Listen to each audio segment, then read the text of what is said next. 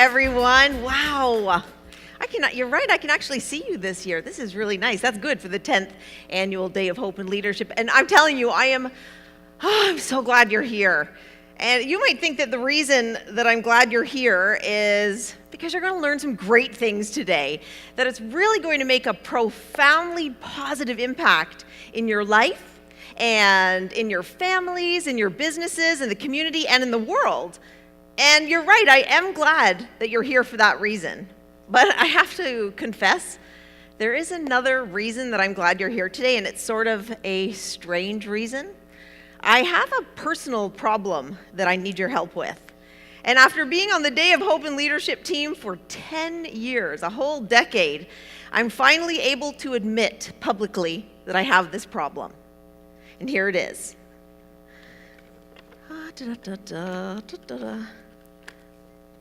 It's the Rubik's Cube. I have never been able to solve the Rubik's Cube. Anybody can solve this thing? I've never been able to solve it. I can get this one side done, and as soon as I get this side done and I start working on another side, completely mess up the first side that I did. So it was bothering me, and you may think, well, why is the Rubik's Cube bothering her? I mean, who cares? Listen, I speak all around the world teaching people to believe in the possibilities and to focus on what they can do instead of what they can't do. And yet at the same time, I kept thinking, I can't solve this Rubik's Cube. So I was talking with my cousin. He lives in California, my cousin Brent, and he was down visiting, and he said, Denise, I have the solution for you. He said, I know how to solve this cube. He said, I have this magic black box, and I'll mail it to you once I get back home. So if you've been following me at all on Facebook or Instagram, you might have seen it come in the mail. Here it is. It's just this plastic black box. And my cousin Brent assured me that if I had 250 people say the magic word all at the same time, I could finally solve the Rubik's Cube. And so that's why I'm glad you're here, because there's at least 250 of you. And all we have to do, apparently, is say the magic word all at the same time, and this cube will finally be solved. So what's the magic word? What do people normally say when they want magic to happen? Abracadabra. That's great. When I was asking Dan earlier, he said hocus pocus. And I said, Dan, that's 2 words. So apparently, all I have to do is put this cube in the box, and we have to say the magic word together all at the same time. So at the count of 3, are you ready to say abracadabra loud and fast? Are you ready for loud and fast? I don't think you are. Are you ready for loud and fast? So on the count of 3, 1, 2, 3, abra. Worked! We solved the Rubik's Cube. I can take that off my bucket list. Wow, that's pretty awesome. Thank you for doing that. Now, you might wonder how that magic happened. Apparently, I'm not allowed to tell you, so now I'm an official magician. I've never done that magic trick on the stage before. But I want to go back to the word abracadabra. Do you know what the word abracadabra means? It's actually an Aramaic term. It's so cool that when it's translated into English, it means I will create as I speak. Abracadabra means I will create as I speak. Think about all of the things that you create with your words. All the things you can create. You can create hope or despair. You can create love or hatred. You can create fear or possibilities. It's pretty incredible. Your words have the power to create. Your word is your wand. And the power to create is one of the aspects of words that we're going to talk about in our time together today. And the other aspect of words is the contagious aspect. Words are so contagious, they can spread. Have you ever noticed that you might be feeling at peace, you come home from work at the end of the day and you're feeling really, really good, and you turn on the news, and all of a sudden they're talking about everything that's going wrong, the doom and gloom, and everything that could possibly go wrong tomorrow, and suddenly your peace is replaced with fear. And now that's bothering you. You go to sleep at night and you've got this fear and your thoughts are rolling around in your mind, and you go to work the next day and you said, oh, did you hear what they're saying on the news? And then suddenly, those of your coworkers, their peace is now replaced with fear. Words are contagious. They spread. Words can be, catch this, words can be like a virus of the mind, infecting people with fear. The reverse is also true, though, thankfully. So if you can bring fear and darkness with your words, you can also bring light. I want you to imagine this. I want you to imagine that suddenly in this room, all of the lights went out and we were sitting in pitch black. But you had a candle and a match. Don't know why you brought that with you, but you had a candle and a match. And you lit your candle. What happens to the darkness? Well, suddenly it's a little bit brighter.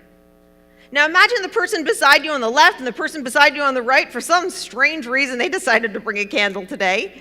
And you reached over and you lit their candles. Now what happens? The room is even brighter. But does your candle become dim now because you lit their candles? Yeah, not at all. All that's happened now is a room or a life that was once filled with darkness is now filled with light. You have the incredible power to bring light to this world. I saw a man in St. Lucia this past summer. We were visiting for a family wedding, and I had the opportunity to watch this guy create light with his words, and it wasn't a magic trick. So let me tell you about the trip. There's a picture actually that we took in St. Lucia. Okay, this happened in St. This is my wonderful sister. She's my best friend. I love her so much, and she's here today. Yay! And her husband, Ted. And I don't know why. I had this dress on, and just coincidentally, I matched the coconut things walking around in the background. I'll call that a lucky coincidence because I like to think positively. So my sister is the kindest and funniest person I know. She's so funny. In fact, before the trip, I went to her house to visit with her, and she's a bargain shopper. She loves to find deals, and she can find the best deals at Value Village. So when I went to visit her, she had on this really nice cotton dress. It's kind of like one of those t-shirt dresses, and it was striped, navy blue and white, and she was wearing it and told me about her find. I had the sneaking suspicion that it might actually have been misplaced in the store and that it was possibly pajamas.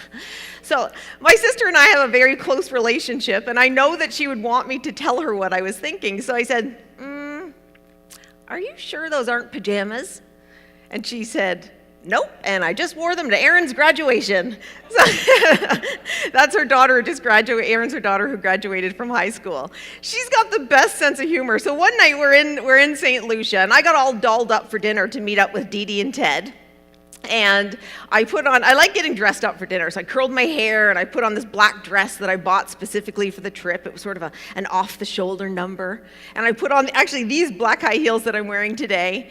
And I walked over to where my sister and her husband were sitting, and she was confidently, happily, joyously wearing her striped dress. And we had a lovely dinner, and afterwards we were walking to the beach to go listen to the reggae band that was playing. And she said at one point we were walking, and she said, look at us.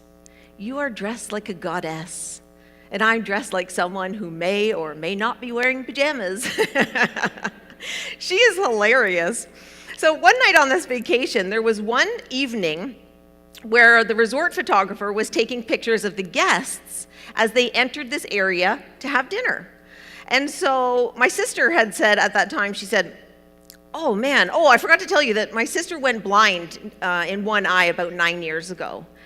So what happened, let me rewind there. So what happened was 9 years ago, she had a spontaneous detachment of her retina. So you can have that, your retina can just pop off. And so what happened is her retina spontaneously detached, and she had a surgery to repair the retina, and that didn't work. Very painful surgery. You have to lie on one side for days and days. And then it detached again. So she had a second surgery, it detached again. She had a third surgery, and it detached again. And she was told that she would be permanently blind in her left eye. Heartbreaking news. And after she took some time to grieve from the loss of her sight in that one eye and to recover from those incredibly painful surgeries, she decided to have a thank you party for the people who helped her out during the surgeries and who were there, who emotionally supported her during that difficult time. And because of her sense of humor, of course, she didn't just have any regular party. She had a themed party, and it was a pirate party.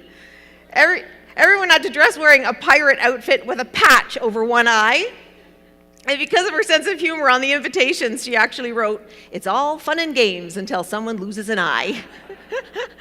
And speaking of fun and games, at the party, she had some games to play so that people wearing a patch would understand how difficult it is to do everyday tasks when you lose sight in that one eye. So as amazing of a sense of humor as my sister has, she can feel self-conscious about the way her eye looks now. You can see in the picture that it glows a little bit. So the pupil's no longer black.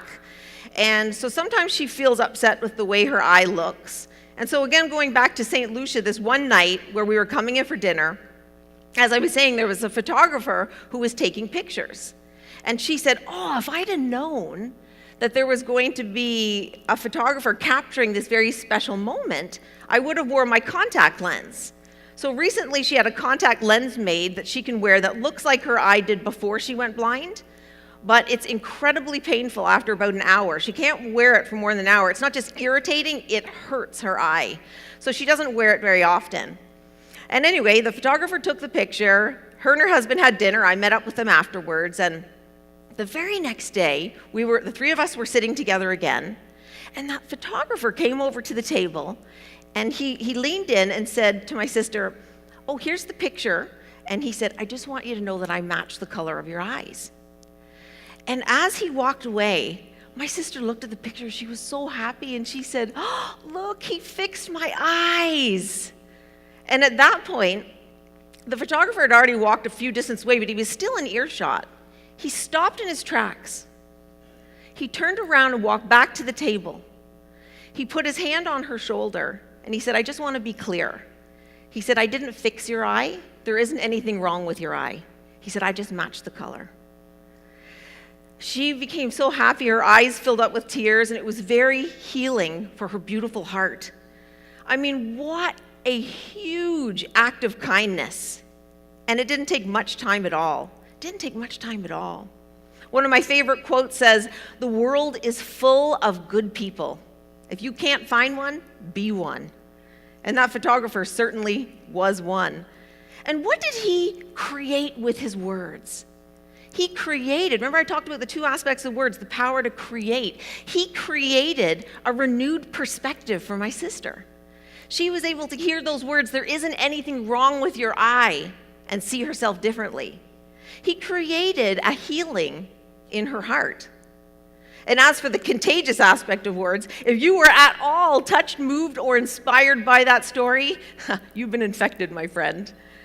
I know that it impacted me because it became a part of who I am. And in fact, if I'm ever in a similar situation that happens, I'll know exactly just what to say. Words are contagious, and they have power. The world needs your kind words right now. The world needs your light. It's certainly in a state of chaos, with some political leaders using their words to create fear, to create division, to create hatred, racism. We need to come together to do our part to speak words that bring hope and healing.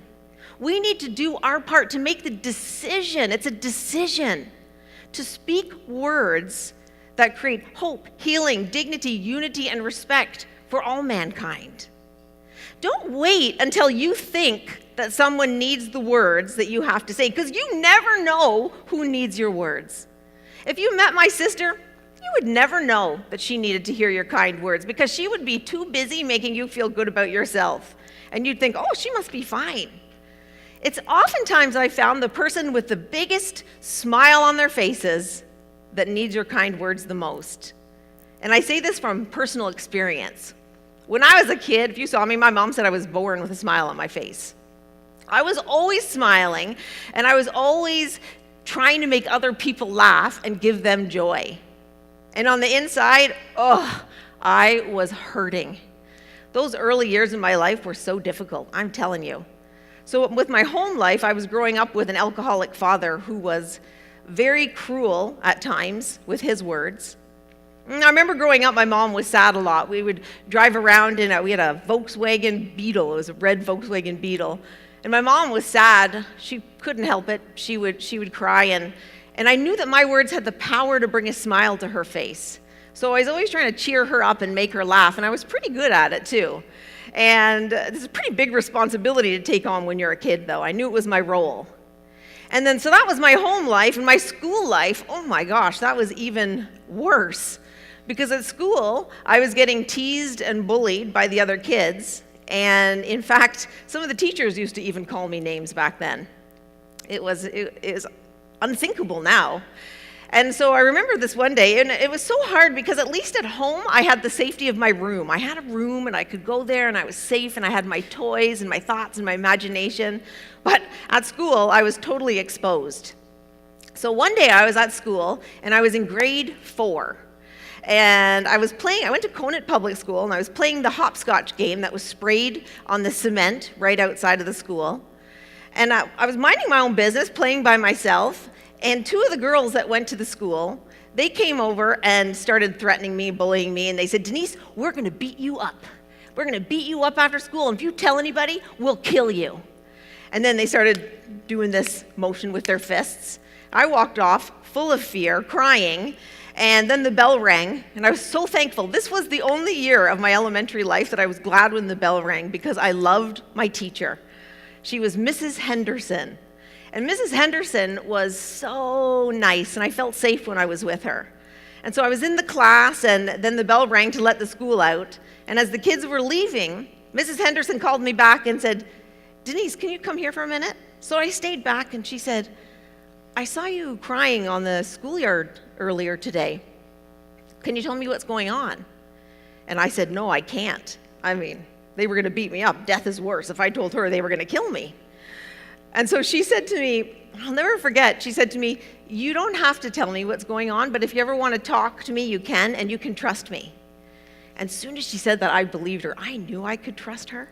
So I said, "Well, these 2 girls said they're going to beat me up, and if I tell anybody, they'll kill me." And I'll never forget, she said, "Oh, no, they won't." And she just marched out of that classroom on a mission.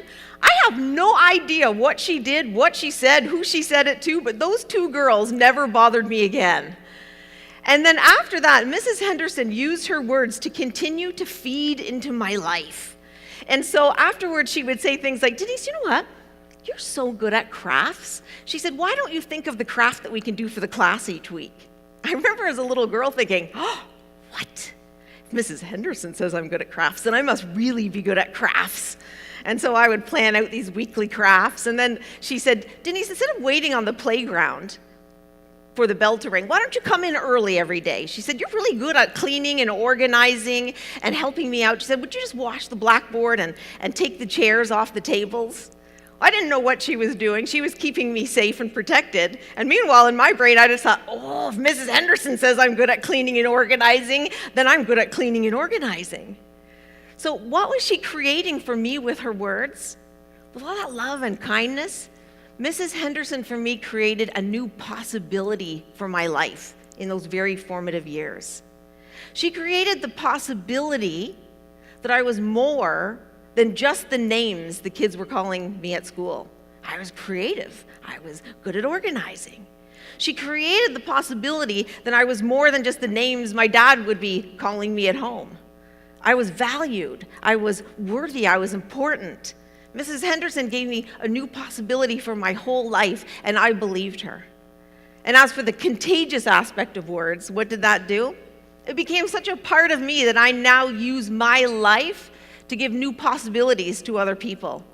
As many of you know, I present all around the world teaching people about the goodness inside them and the things that they can achieve and helping them overcome their fears and worry and stresses.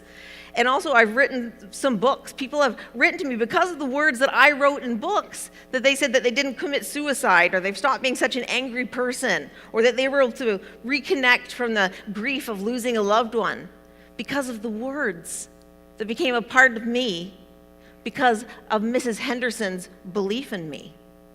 Does helping other people to believe in themselves matter? It is essential. My daughter gave me a framed picture that I have at home on my wall, and it says, "She believed she could, so she did. I believed I could, so I did." What if you could be someone else's Mrs. Henderson? How do you go about doing that? Wouldn't that be so cool? Wouldn't you love to know that you were someone else as Mrs. Henderson that had such a profound impact on someone else's life and it was rippling out and making a huge difference? You can do that. I'm going to suggest to you, my one action suggestion for you is that from today on, you make a decision daily to throw kindness like confetti. Throw kind words like confetti. So if you think about what we do at weddings, right? The happy couple comes out of the church and you throw confetti on them. Do you know why originally we do that? It's to bless them. It's to bless them with prosperity and fertility. Now, you don't necessarily need to bless people with fertility as you go out through your life, but those kind words, throw them like confetti. I'm telling you, it's bound to land on a few folks sooner or later. So we talked about today at the beginning of our time together, I told you I'd talk about the two components of words, the two aspects, the power to create. Your word is your wand, and you can create amazing things, new possibilities for people, new perspectives, belief in themselves. And your words are very, very contagious. They can spread. I'm going to tell you one more story before we wrap things up. And again, it happens in St. Lucia. I was getting ready again for dinner one night in my room, and I like to have the TV playing sometimes when I'm getting ready. So I had the TV on in the background, and it was a movie. It was an older movie. I'd seen it before, and it was called How Do You Know? And How Do You Know stars Reese Witherspoon, Paul Rudd, Jack Nicholson, and Owen Wilson. And so at one point, even though I'd seen the movie before, there was this scene playing that really hooked me. So I stopped what I was doing, and I watched the TV. And what happened in this particular scene was Paul Rudd, who was playing the character named George, gave Reese Witherspoon, who was playing a character named Lisa, a birthday present. So Reese Witherspoon's opening up her present, and she opens it up, and she finds a can of yellow Play-Doh. Now, they're adults, so she's kind of confused, and she's like, okay. And he said, okay, that's only part of the gift. It doesn't work without the whole story. He said, see, there was this guy in central Ohio who originally invented this stuff as a white goo that he could use to clean soot off of wallpapers from old-fashioned heating. But what happened was when electric and gas heating came in, there was no longer a need for this white goo, so he was going under. And at this point, Reese Witherspoon stopped him and said, is this a true story? And he assured her it was. He said the guy's name was Joe McVicker. And I researched it since, and this is actually a true story. So Joe McVicker had a sister-in-law named Kay Zufall, and she was a nursery school teacher. And Kay Zufall discovered that her kids at school liked to play with this white goo more than they did the hard modeling clay. So she said to him, why don't you color this stuff and sell it as Play-Doh? And then he became a huge success, and it's been around ever since. And he said to Reese Witherspoon, and this is the part that made that whole scene in the movie come alive for me. He said, I've kept this can of Play-Doh ever since to remind myself that we're all just one small adjustment away from making our lives work. We're all one small adjustment away from making our lives work.